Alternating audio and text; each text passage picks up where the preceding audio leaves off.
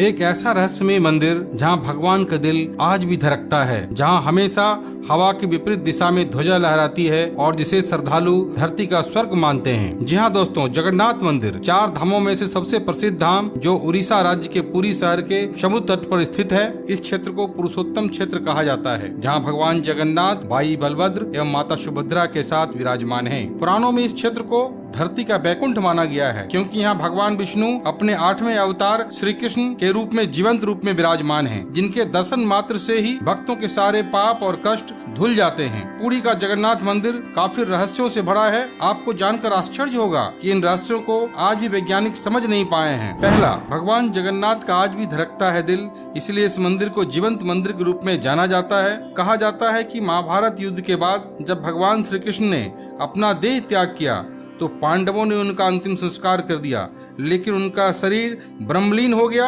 परंतु हृदय में अग्नि प्रज्वलित ही होता रहा। तब पांडवों ने जलते हृदय को द्वारिका के समुद्र में प्रवाहित कर दिया। जलता हुआ हृदय का टुकड़ा कालांतर में लकड़ी के गट्ठे के रूप में परिवर्तित होकर बहते हुए पुरी के समुद्र तट पर आ पहुंचा। तब भगवान विष्णु ने पुरी के राजा इंद्रद्युम्न को स्वप्न में आकर कहा कि पुरी के निकट एक लकड़ी का टुकड़ा समुद्र में तैर रहा है, उसे उठाकर लाओ और लकड़ी के टुकड़े की मूर्ति बनाकर भगवान श्री कृष्ण के रूप में स्थापित करो। राजा ने सुबह उठते ही सिपाहियों को लकड़ी का टुकड़ा समुद्र में ढूंढने का आदेश दिया। काफी प्रयास के बाद वह लकड़ी का टुकड़ा मिल गया और उसे समुद्र तट से उठाकर लाया गया, लेकिन उस लकड़ी के टुकड़े को कोई भी कारीगर मूर्ति का रूप देने के लिए एक छेनी तक नहीं चला सका। तब वहाँ एक बूढ़ा व्यक्ति आया और राजा को कहा कि वह मूर्ति बना सकता है, बशर्ते उसे 21 दिन का समय दिया जाए और उसे कोई भी नहीं देखे। राजा राजी हो गए और बूढ़े कारीगर को छेनी, हथौड़ी इत्यादि औजार दे दिए गए, जिसे लेकर वह बूढ़ा व्यक्ति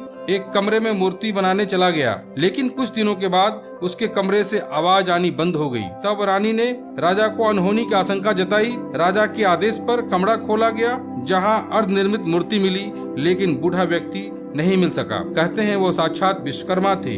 राजा ने ईश्वर की इच्छा मानकर उसी अर्धनिर्मित मूर्ति को पुरी में स्थापित करवा दिया। दूसरा, प्रत्येक 12 वर्ष में बदला जाता है भगवान जगन्नाथ का आवरण। मान्यतानुसार प्रत्येक 12 वर्ष पर भगवान जगन्नाथ का आवरण बदल दिया जाता है।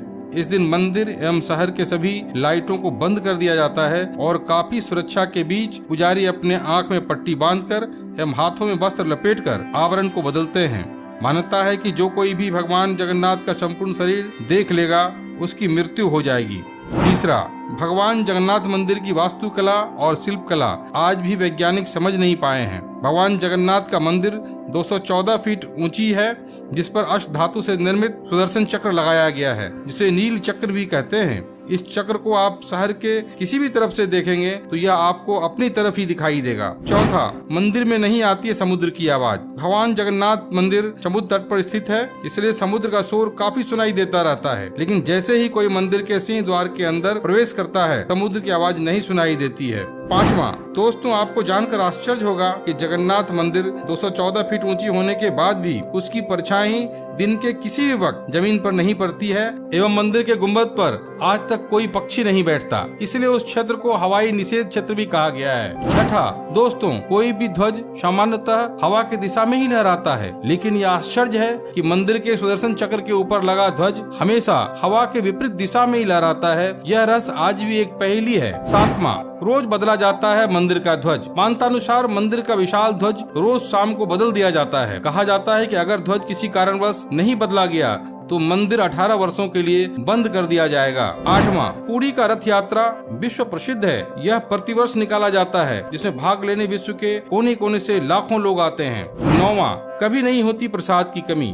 दोस्तों आपको जानकर आश्चर्य होगा कि भगवान जगन्नाथ के दर्शन को पुरी में रोज 20,000 से लेकर 2 लाख तक लोग आते हैं, लेकिन भगवान जगन्नाथ का जो भोग लगाया जाता है वो महाप्रसाद लाखों लोगों में बांटने के बाद भी कभी कम नहीं पड़ता है। इसे भगवान जगन्नाथ का आशीर्वाद ही कह सकते हैं। मंदिर के दरवाजे बंद होने के साथ ही महाप्रसाद खत्म हो जाता है। यह भगवान जगन्नाथ की अद्भुत कृपा है।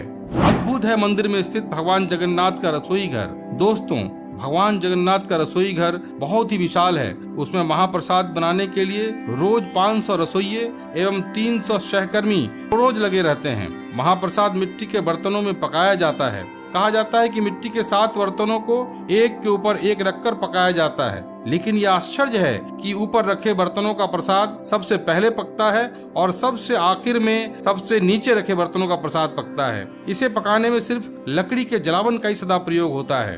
11वां, अकूत है मंदिर में खजाना। कहा जाता है कि मंदिर में हीरे, जवाहरात, रत्न, सोने चांदी का अकूत भंडार है। 2011 में हाई कोर्ट के आदेश से मंदिर का भंडार कक्ष खोला गया था, तो इसमें हजारों करोड़ों के खजाने का पता चला था, जिसे पुनः बंद कर दिया गया है। 12वां, निर्माण काल। इस मंदिर के निर्माण की शुरुआत 7वीं सदी में ही हुई थी। पुनः इस निर्माण के कार्य को रागंग वंश के शासक एवं कलिंग के महाराजा अंगदेव वर्मन ने 1078 ईस्वी में किया। इसके बाद 1157 ईस्वी में महाराजा भीमदेव बर्मन ने इस कार्य को पूरा किया। 15वीं सदी में अफगानी शासक के आक्रमण के बाद 140 वर्ष तक पूजा बंद रहा। पुनः इसे राजा रामचंद्र देव बर्मन ने पुनर्निर्माण कर पूजा प्रारंभ करवाया। जय जगन्नाथ। वीडियो को अंत तक देखने के लिए धन्यवाद। दोस्तों, यदि वीडियो आपको पसंद आई हो तो सब्सक्राइब और लाइक जरूर करें।